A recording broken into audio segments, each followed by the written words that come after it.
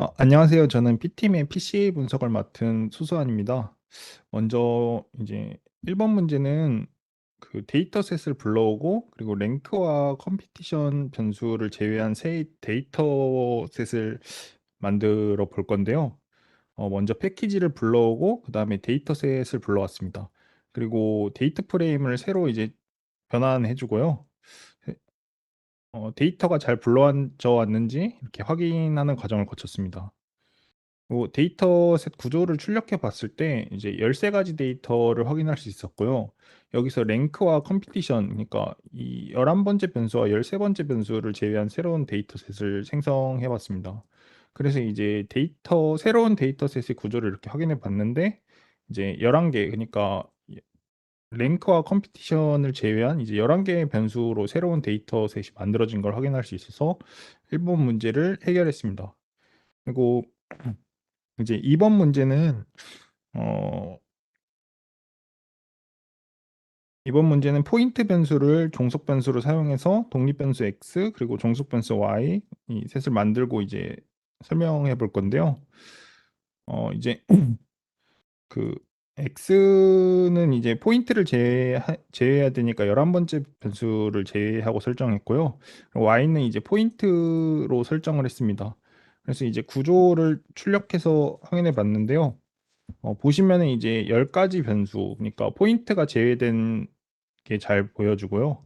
Y 같은 경우에는 아까 그 포인트의 그 수치가 그대로 이제 출력되는 것을 확인해서 잘 됐다는 걸 확인해 볼 수 있었습니다. 그래서 이제 2번 문제도 해결했고요. 이제 3번 문제는 그 독립변수 집합을 이용해서 주성분 분석을 수행해 볼 거고요. 일단 그 회귀 분석에서 독립 변수들 간의 상관관계가 어느 정도로 있는지 이제 다중공식성 검증을 통해서 이제 이 검증을 해볼 거고요. 여기는 종속 변수 y 그리고 이제 모든 독립 변수를 포함해서 이제 네, 이렇게 비프 함수를 이용해서 이제 이 다중공식성 검증을 해봤습니다. 이제 값이 1보다 크면은 다중공성성이 존재하고 그리고 5가 초과하면은 이제 비프 값이 5를 초과하면 다중공성성이 좀 심각한 문제가 있다 이렇게 볼 수가 있는데 보시면은 이제 이, 이 존재는 하는데 그렇게 수치가 높은 값은 보이지 않았고요. 그래서 이제 PCA 분석을 정상적으로 진행해도 괜찮겠다 해서 이제 PCA 분석을 진행했습니다. 일단 이제 결측치를 일단 없애고 그다음에 이렇게 분석을 했는데요. 음, 이제 주성분의 표준 편차나 이제 그리고 주성분이 설명하는 분산의 비율 그리고 이제 누적 설명된 분산의 비율을 이렇게 볼 수가 있고요.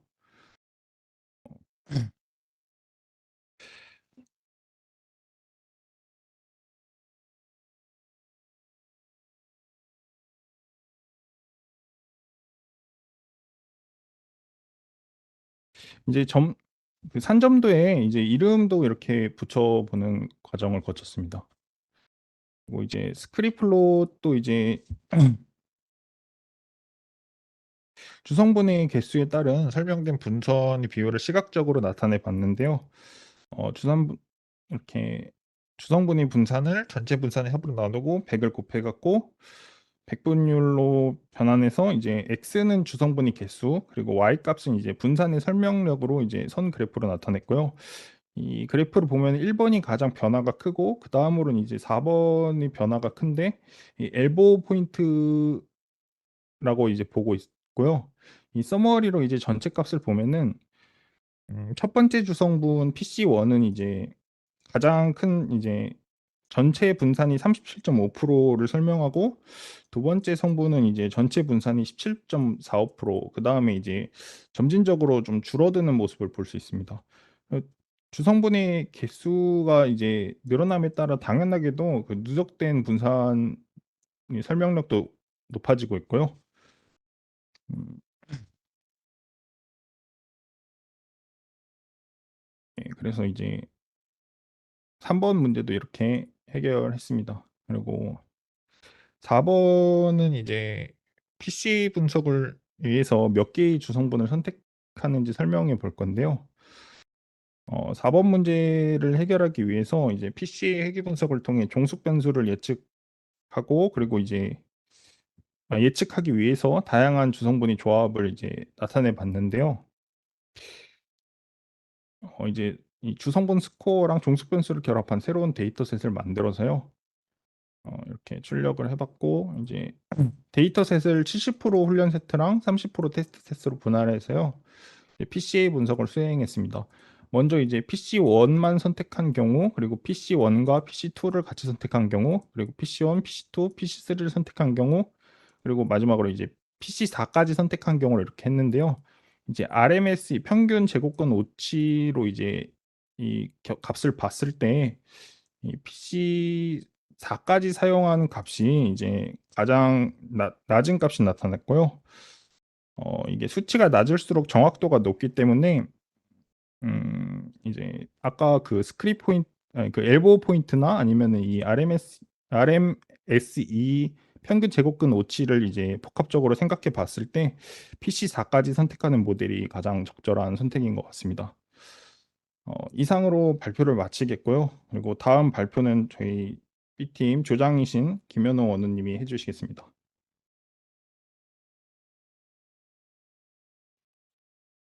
네, 안녕하십니까. 저는 이제 두 번째 발표를 맡게 된 김현호라고 합니다. 제가 진행할 부분은 두 번째인 멀티플 리니어 리그레이션 부분을 발표를 맡게 됐는데요. 바로 설명을 들어가서 첫 번째 문제부터 살펴보겠습니다. 첫 번째 문제는 아래 내장되어 있는 state.77 데이터를 불러와서 그 이후에 이제 1행부터 뭐 3행까지의 이제 데이터를 보여달라라는 문제인데, 처음에 이제 데이터셋을 이제 로드를 해와서 이렇게 state라는 변수명으로 지정을 해 주었습니다. 그러고 그 str 함수로 그 안에 포함되어 있는 데이터의 구조를 그 다음에 확인을 한번 해 봤고요. 확인해 보니 이제 50행에 8개의 변수로 이제 구성된 데이터인 것을 확인을 하게 됐습니다. 그리고 다음에 헤드 함수를 사용해서 1행부터 3행까지만 이제 보일 수 있게끔 이렇게 해봤습니다. 그렇게 해서 1번 문제는 일단 해결을 했고요. 다음으로 2번 문제는 로드한 데이터에서 머더, population, illiteracy, income, 그리고 프로스트만으로도 구성된 데이터 프레임을 새로 만드는 문제인데요. 어, 일단 데이터에서 저는 new state라는 변수명을 가지고 일단 제외해야 될 그 변수만 이제 열만 따로 제외를 했고요. 그렇게 해서 제외했던 게 일단 열 위치에서 열 번호로 지정을 해서 제외를 했습니다. 그래서 다시 str 함수로 그 제대로 반영이 됐는지 확인을 해 보니까 이제 50개 행에다가 5개의 이제 변수로 구성된 걸로 변경이 된 거를 확인을 할 수가 있습니다. 그렇게 해서 2번 문제도 이렇게 해결이 됐고요. 3번 문제는 살인율을 종속 변수로 두고 나머지 변수들을 독립 변수로 해서 다중 회귀 분석을 진행을 하는 문제인데, 우선 폴캐스트를 수행을 해주고 그 뒤에 이제 학습 데이터와 테스트 데이터를 만드는 것부터 시작을 해보겠습니다. 학습 데이터를 만들어서 동일한 데이터를 불러올 수 있도록 일단 setseed1을 지정해서 만들어 주고요. 전체 데이터의 70%를 학습 데이터로 사용하게끔 하고 그 외 30%를 테스트 데이터로 사용을 했습니다. 그리고 이 데이터를 사용해서 다중 회귀 분석을 진행을 하도록 했는데요. 일단 코드별로 설명을 하면은 우선 이제 세시드를 1로 설정을 했고 이렇게 설정을 하면은 동일한 결과값을 계속 추출을 할 수 있다는 것을 의미하고요. 그 뒤에 이제 트레인 R 이 변수 안에 이제 뉴 스테이트의 데이터 프레임의 이제 행 이름을 랜덤으로 추출을 하는데 여기 보시면은 0.7 이제 70%만 학습 데이터로 사용을 하게끔 했고 그 뒤에 나머지 30%를 테스트 데이터로 사용을 하게끔 이렇게 지정을 해 주었습니다. 그리고 이렇게 트레인 DF와 테스트 DF를 만들어서 각각 데이터를 추출을 해 보았는데요. 일단 추출한 데이터를 확인을 해 보면은 str 함수를 사용을 해서 train.df를 확인을 해 보면은 앞에 행이 35개 그리고 나머지 테스트 DF를 보시면은 이제 행이 15개 이제 각각 70%와 30%로 나뉘어서 추출이 됐다는 것을 확인을 해 보실 수가 있어요. 그래서 이 데이터를 가지고 이제 멀티플 이제 다중 회귀 분석을 진행을 해 보겠습니다. 다중 회귀 분석을 이제 진행을 했을 때는 종속 변수는 머더로 사용을 했고 나머지 변수는 모두 독립 변수로 이제 사용을 하게 됐습니다. 그렇게 해서 이렇게 이렇게 이제 다중 회귀 분석을 돌려줬고 그리고 테스트 데이터에 대한 예측 값도 이렇게 계산을 했습니다. 그래서 그 이제 예측된 값을 요약 정보로 출력을 해 보면은 아래와 같이 이렇게 요약된 정보들을 확인할 수가 있습니다. 그래서 그 다음으로 학습 데이터에 대한 예측 정확도를 이제 계산을 해 봤는데요. 일단 이 학습 데이터에 대한 그 정확도를 계산을 해 보면은 저희가 이제 정확도 관련해서 가장 많이 사용하고 있는 RMSE 수치를 확인해 볼 수가 있는데요.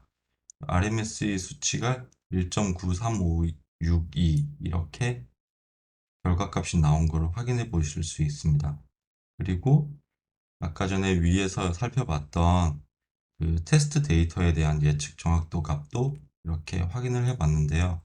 여기서도 RMSE 값이 나왔는데 일단 결과적으로 학습 데이터에서의 오차가 더 작은 것을 확인할 수가 있었습니다. 일단 서로 차이가 크면은 과적합 여부를 확인하기 위해서 학습 데이터와 테스트 데이터의 비율도 조정해 볼 수 있습니다. 이렇게 해서 일단 3번 문제까지 확인을 해 봤고요. 4번 문제로 넘어가서 4번 문제는 스텝와이즈 기법을 사용해서 다중 회귀 분석을 진행하는 문제인데 우선 스텝와이즈 기법은 이제 어떤 거냐면은 변수 선택 기법 중 하나로 다중 회귀 분석 모델에서 유의한 변수를 선택하는 방법 중에 하나입니다. 이 방법은 일단 전진 선택법이랑 후진 제거법을 결합을 해서 사용을 하기 때문에 어, 스텝와이즈 기법은 그 두 가지 기법을 번갈아 가면서 적용을 해서 가장 유의한 변수를 선택하는 과정을 반복을 한다고 생각을 하면 될 것 같아요. 그래서 이 방법은 변수가 많을 때 유용하게 사용되는 기법이라고 합니다.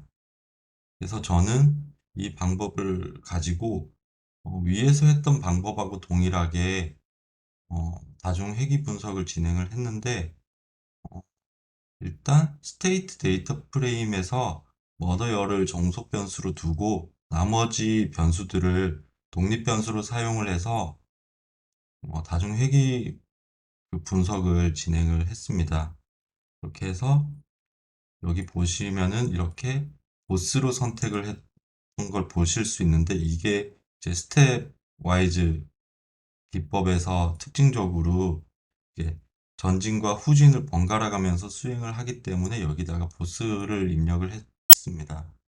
그래서 이렇게 이제 스텝와이즈 기법으로 변수들을 이제 그 선택을 하는 과정을 반복을 하는데, 이 결과에서 나오는 걸 보시면은 AIC 값이라고 있는데, 이게 적은 값일수록 가장 적합한 변수를 선택을 했다라는 걸 알게 됩니다. 그래서 여기 보면은 전체 이제 변수들을 다 사용했을 때 AIC 값은 63.01이 나왔고요. 그리고 인컴을 제외하고 나머지 이제 변수들을 사용을 했을 때는 AIC 값이 61.11이 나왔고, 그리고 마지막으로 이제 하이스쿨 그래듀에이트와 인컴 이 두 가지 변수를 제외를 했을 때는 59.4라는 결과값이 나왔습니다. 그래서 이게 가장 작기 때문에 이 두 가지 변수를 제외하고 이제 제외한 변수 모델을 선택을 하는 게 좋다는 거를 알 수가 있습니다. 그래서 최종적으로 이렇게 봤을 때는 이렇게 두 가지 변수가 제외된 최종 5개 변수 모델을 선택을 하는 게 좋은 것임을 알 수가 있습니다. 그리고 마지막으로 어, 앞에서 수행한 모든 변수들을 이제 5번 문제는 어떤 그 앞에서 모든 변수를 반영한 회귀 분석과 스텝와이즈 기법으로 수행한 모델 결과를 비교를 해서 어느 것이 좋은지 한번 확인해 보는 문제입니다. 그래서 어, 앞에 4번에서 진행한 모델의 성능 평가를 진행을 하기 위해서 두 가지 변수를 그 제외를 한 것을 이제 성능 분석을 이제 진행을 할 건데요. 이렇게 두 가지 변수를 제외를 하고 앞에서 진행했던 거랑 동일하게 새롭게 트레인 R2 변수를 사용을 하고 테스트 R2 변수를 사용을 해가지고 저희가 이렇게 학습 데이터와 테스트 데이터를 각각 이렇게 지정을 해줍니다. 그리고 나서 앞에서 했던 거랑 동일하게 각각의 데이터를 추출을 하고 그 결과 이제 구조를 확인을 해 보면은 동일하게 70%와 30%의 이제 데이터를 각각 추출을 해서 학습 데이터와 테스트 데이터로 지정이 됐던 거를 볼 수가 있습니다. 그리고 이 값을 가지고 다중 회귀 분석을 진행을 해 보는데요. 앞에서와 동일하게 이렇게 다중 회귀 분석을 진행을 해주고, 그리고 테스트 데이터에 대한 그 예측값도 계산을 해봤습니다. 그리고 그렇게 계산한 회귀값을 이제 요약 정보로 출력을 해 보았고요. 네. 그렇게 해서 이제 진행을 하게 됐고, 이 다음에는 이제 각각의 이제 이 변수가 제외된 모델과 모든 변수를 포함한 모델의 이제 적합도, 이 정확도를 각각 비교를 해 봤는데요. 이렇게 학습 데이터에 대한 이렇게 여기가 스텝와이즈 기법으로 그 변수가 제외된 모델에 대한 그 학습 데이터에 대한 예측 정확도를 계산을 하게 했고, 그 다음에 이제 똑같이 그 스텝와이즈 기법을 활용을 했던 문제에 있어서 테스트 데이터에 대한 예측 정확도도 이렇게 계산을 했습니다. 그리고 앞에 이제 모든 변수를 포함한 모델의 그 학습과 테스트 데이터를 그 예측 정확도를 계산을 이렇게 했고요.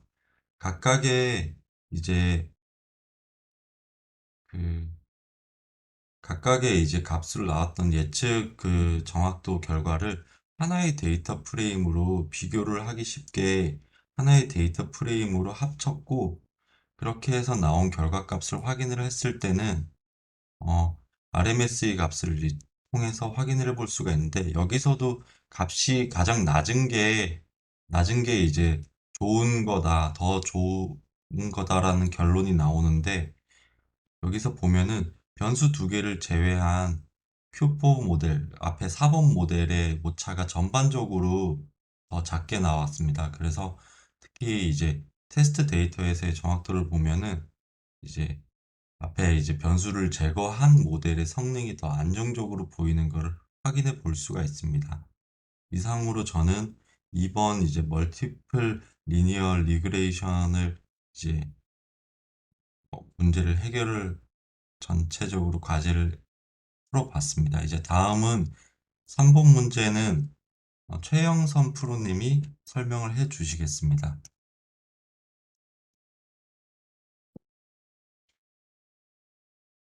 네, 안녕하세요. 저는 KNN 설명을 맡은 최영선입니다. KNN의 그 첫 번째 문제부터 보겠습니다. 첫 번째 문제는 그 피마 인디언스 다이어비티스라는 2라는 데이터 세트를 이제 불러오고 이거에 그 미싱 밸류가 있는지 이제 확인을 해보고 있으면 제거를 하라는 문제이고요. 이 피마 인디언 다이어비티스는 이게 다이어비티스가 이제 당뇨병이니까 당뇨병에 관한 데이터 같은데 이제 데이터라는 이제 함수를 쓰면 그 아래에 있는 내장 데이터를 볼 수가 있습니다. 그래서 거기서 보면은 이 다이어비티스는 그 ML 벤치라는 그 카테고리 안에 들어있거든요. 그래서 이 라이브러리를 불러온 다음에 이제 이 데이터를 불러와서 지금 한번 보니까 일단 결측치도 좀 보이고 여기서 끝에 당뇨병의 변수를 보니까 이제 뭐 양성이냐 음성이냐라고 이제 나뉘는 걸로 보여서 이게 이제 회귀가 아니고 이제 분류 문제가 될 것이라고 좀 예상을 해볼 수가 있겠습니다. 그래서 이거를 지금 다 출력을 해서 좀 길어서 좀 넘어가도록 하겠습니다. 지금 768행까지 있고요. 그래서 이 데이터를 이제 너무 글자가 기니까 이제 다이어브라는 변수에다가 이제 넣어 두었습니다. 그래서 이 데이터의 구조를 STR로 먼저 보니까 768개 행에다가 이제 9개 변수로 이루어져 있고 벌칙치는 아까 눈으로도 봤지만 여기서도 한번 더 볼 수 있고요. 그 데이터 구조는 STR을 많이 쓰지만 이제 그 디플리 R이라는 그 패키지에서 글림스라고 그러니까 힐끗 보는 그 함수를 써서도 이렇게 확인을 할 수가 있습니다. 그래서 이거 처음에 데이터 불러올 때 좀 잘 안 돼가지고 이 함수를 먼저 써봤거든요. 이거를 먼저 써보니까 이게 768개 행에다 9개 변수의 데이터다라는 걸 알 수가 있고 한 번 더 확인을 할 수가 있고요. 그래서 이제 미싱 밸류가 있는지는 is 나로 한번 정확히 볼 수가 있는데 이제 이렇게 하면은 이제 모든 전체 데이터에 대해서 그 미싱 밸류가 있으면 true, 없으면 이렇게 false라고 나오는데 지금 뭐 true가 많이 있죠. 이것도 이제 쭉쭉 일단 넘어가 보면은 이게 너무 기니까 행이 이렇게 많을 땐 너무 기니까 이거를 좀 열별로 보고 싶다 하면은 그 is 나에다가 그냥 콜썸으로 해주면 그 열별로 또 확인을 할 수가 있습니다. 그래서 보니까 뭐 프리그넌트는 결측치가 하나도 없는데 인슐린 변수에선 좀 결측치가 많습니다. 그래서 만약에 그 결측치를 제거할 때 인슐린 변수가 좀 중요하지 않다 하면 이 열을 그냥 없애는 것도 고려를 해볼 수 있을 텐데 이번에는 그냥 결측치가 있는 행을 다 없애는 걸로 해서 나 오미츠로 해서 행을 그냥 지워주고 이제 새로운 그 변수에다가 넣어줬고요. 그래서 다시 확인을 해보니까 아까 760 몇 개였는데 지금 392개로 줄은 거를 확인할 수 있습니다. 그래서 이제 is나 콜썸으로 다시 확인을 해보니까 이제 변수별로 지금 결측치가 다 0개인 거를 확인을 할 수가 있습니다. 두 번째 문제는 학습 데이터, 검증 데이터, 테스트 데이터를 3대 1대 1로 나누고, 이제 다이어비티스를 종속 변수로 하고, 그 독립 변수 데이터셋이랑 종속 변수 데이터셋을 만들어주는데, 그거 각각에 대해서 트레인 밸리드 테스트를 만들어주라고 했기 때문에 그대로 해주도록 하겠습니다. 그래서 이제 뭐 세시드를 해주고, 3대 1대 1이니까 60%, 20%, 20% 하면은 딱 떨어지기 때문에 그거대로 이제 행을 비율대로 나누어 주었고, 그 행 비율대로 데이터 세트를 만들어 주었고, 트레인 데이터, 밸리드 데이터, 테스트 데이터에서 이제 그 다이어비티스가 9번째 열에 있었기 때문에 다이어비티스를 빼준 거를 이제 트레인 X라고 해주었고요. 그런 식으로 검증 데이터 테스트도 만들어 주었고, 또 반대로 이제 다이어비티스만 골라서 이제 Y 값들을 각각 만들어 주었습니다. 그래서 이제 트레인 데이터만 한번 확인을 해보니까 그 인덱스가 지금 숫자가 랜덤으로 꼽혀 있는 거를 볼 수가 있고, 이제 행도 235개로 그 60%가 이제 꼽혔다는 걸 확인을 할 수가 있습니다. 이것도 이제 헤드만 했어야 되는데 다 뽑아서 좀 길어졌습니다. 그리고 이제 트레인 X만 보니까 학습 데이터의 독립 변수만 봐야 되니까 그 변수가 끝에 그 다이어비티스가 이제 빠져 있는 거를 또 확인을 할 수가 있습니다. 이제 넘어가면 네, Y 값은 다이어비티스니까 당연히 이제 그 네거티브, 파저티브 그 값이니까 그 값이 잘 분리되어 있는 걸 확인을 할 수가 있고요. 3번 문제는 KNN을 실행을 해보는데, 이제 K가 3일 때를 먼저 해보고, 그렇게 해서 이제 종속 변수 다이어비티스를 이제 예측을 해보고, 이때 예측을 해줄 때는 이제 밸리드 셋만 일단 좀, 밸리드 셋에 있는 종속 변수를 해주고, 근데 이거 할 때는 이제 학습 데이터를 활용해라. 그리고 어큐러시도 한번 구해봐라. 이런 문제였고요. KNN을 하기 위해서는 이제 정규화나 표준화를 먼저 해줘야 되기 때문에 뭐 이제 강의에 있었던 대로 이 발음이 카렛이라고 하네요. 카렛이라는 그 패키지를 이용해서 한번 정규화를 해보겠습니다. 카렛이란 패키지에서 프리프로세스라는 함수를 쓰면은 정규화를 할 수 있는데 이 학습 데이터 X를 정규화를 해주겠다. 이런 내용이고요. 독립 변수는 지금 그 분류 클래스로 되어 있기 때문에 그 정규화를 해주지 않아도 되고요. 그 센터는 평균, 스케일은 그 표준 편차 이런 의미여서 그 X 값에서 이제 평균을 빼주고 표준 편차를 나누는 방식으로 정규화를 해주겠다. 이런 값이고, 이런 데이터를 이제 논 밸류즈에다 넣어준 다음에, 이 논 밸류즈를 가지고 트레인 데이터, 밸리드 데이터, 테스트 데이터 각각에 대해서 이제 정규화를 해주었습니다. 그래서 이제 뭐 학습 데이터만 이제 확인을 해보니까 지금 정규화가 잘 된 것을 이제 확인을 할 수가 있습니다. 그래서 이제 쭉쭉 넘어가면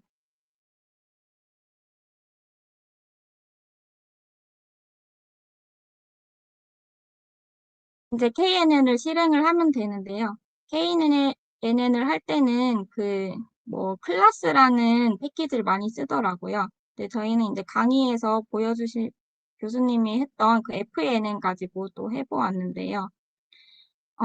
그래서 이제 학습 데이터, 네, 표준화된 학습 데이터를 가지고 그 문제에서 검증 데이터를 지금 KNN 해보라고 했기 때문에 이제 검증 데이터를 넣어줬고, 이제 클래스 정보는 이제 학습 데이터의 Y 값을 활용을 하겠다라고 해주었고, K는 3으로 지정을 해주었습니다. 그렇게 해서 간단하게 해보니까, K를 3으로 해보니까, 이런 결과가 나왔습니다. 검증 데이터 검증 데이터에 있는 그 값들이 이렇게 그 결과가 예측이 된다 이런 거였고, 이 밑에 있는 애들은 그 인덱스 번호인데, 예를 들면 그 첫 번째 파저티브라고 나온 결과가 이 K가 3이었으니까 이 세 개의 관측치를 가지고 예측을 한 게 파저티브인데, 이거는 이제 클래시피케이션 문제였기 때문에 아마도 이 세 개에서 이제 다수결로 보팅이 된 게 결과가 파저티브였을 것이다라고 나온 것 같고요. 만약에 회귀였다면 얘네들의 값을 평균을 내주었을 것입니다. 이런 식으로 해서 나왔고, 여기는 이제 그 거리 값들을 한번 보여주는 것이고요. 그렇게 해서 이제 정확도를 계산을 해보니까 예측된 값이랑 그 실제 밸리드의 y 값이 같은 경우를 이제 카운트를 해주고 그거를 전체 개수로 나누어 주니까 대략 74%의 정확도를 보인 것을 확인을 할 수 있습니다. 4번 문제는 최적의 K를 그럼 찾아봐라 하는 문제였는데요. 그래서 이제 뭐 정확도도 이제 나중에 계산을 해줄 건데, 최적의 K를 찾아내려면 그 여러 개의 K에 대해서 실험을 해봐야 되기 때문에 일단 빈 데이터 프레임을 만들어 두었습니다. 아까 그 학습 데이터의 밸리드 데이터의 개수가 78개 정도였거든요. 그래서 그 K를 1부터 36까지로 일단 임의로 지정을 해보았습니다. 그래서 1부터 36까지 1의 간격으로 K를 만들어주고, 어큐러시는 그냥 일단 0 값으로 36번 반복을 해서 데이터 프레임을 하나 준비를 해주었고요.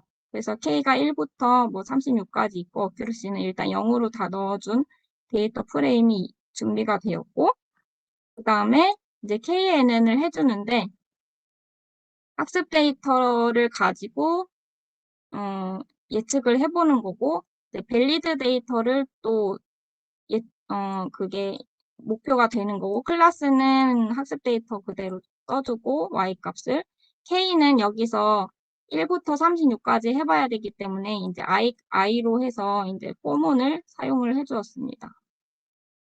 그리고 이제 어큐러시는 컴퓨전 매트릭스라는 함수를 써줘서 이 예측 값이랑 이제 실제 밸리드 y 값을 비교를 하고, 여기서 오버롤의 그 첫 번째 그 리스트의 값이 정확도를 이렇게 보여주는 값이거든요. 그래서 이거를 이제 그 아까 준비해둔 데이터 프레임에 넣어준다라고 이렇게 만들어 주었고, 그렇게 해서 결과를 보니까 K가 1일 때는 정확도가 0.6538 이 정도로 나왔고, 또 뭐 K 값이 올라가니까 점점 올라가기도 하고 다시 떨어지기도 하다가, 뭐 10일일 때 0.769 요 정도 나오는 거 봐서 10일이 가장 정확도가 높게 나오는 K인 것 같다라고 눈으로 보이기는 합니다. 이거를 이제 그래프로 한번 다시 그려줘 보니까 이런 모양이 나오고, 여기를 보니까 이제 여기가 그 가장 정확도가 높게 나오는 그 아까 10일이었던 걸로 다시 확인이 되고 있습니다. 그래서 최적의 K는 일단 10일로 구해보았고요. 그래서 마지막 문제 5번 문제는 그 최적의 K를 사용해서 KNN을 해주되, 이번에는 그 테스트 데이터에 있는 다이어비티스를 예측을 해보는 걸로 하고, 그거를 이제 실제 값이랑 비교를 해서 정확도를 구하는 문제입니다. 그래서 아까랑 똑같이 FNN 불러와서 KNN을 실행을 해주고, 이번에는 트레인 데이터, 학습 데이터를 사용하지만 테스트 데이터를 예측을 해보는 걸로 하고, 클래스는 트레인 거를 그대로 써주고, K는 10일로 지정을 해주었습니다. 그래서 그 결과를 보니까 뭐 이렇게 잘 나왔고, 이번에는 그 K가 10일이었기 때문에 예를 들면은 첫 번째 그 테스트 데이터 첫 번째 값은 파저티브라고 나왔는데 이 파저티브는 그 이 11개의 값을 가지고 다수결로 한 결과 파저티브가 나왔다. 이렇게 해석을 할 수 있고요. 아까와 마찬가지로 거리값도 잘 나오고 그렇게 해서 이제 그 테이블 함수를 쓰면 예측값과 실제값을 간단하게 보여주거든요. 그래서 실제로 네거티브인데 그 예측을 네거티브로 한 게 몇 개냐 했을 때 50. 이게 일치하는 것들이 이제 잘 맞춘 거니까 지금 50에다 14, 64개는 잘 맞췄고 10에다 5, 15개는 틀렸네요. 그래서 그 정확도를 아까처럼 구해주니까 0.810126이라는 값이 나왔습니다. 그래서 최적의 아까 K를 3으로 했을 때 0.7 몇이 나왔었는데 그 최적의 K를 11이라고 찾아서 그 결과적으로 테스트를 해보니까 0.81이라고 조금 성능이 높아진 거를 확인을 할 수 있습니다. 이상으로 발표를 마치겠습니다. 감사합니다.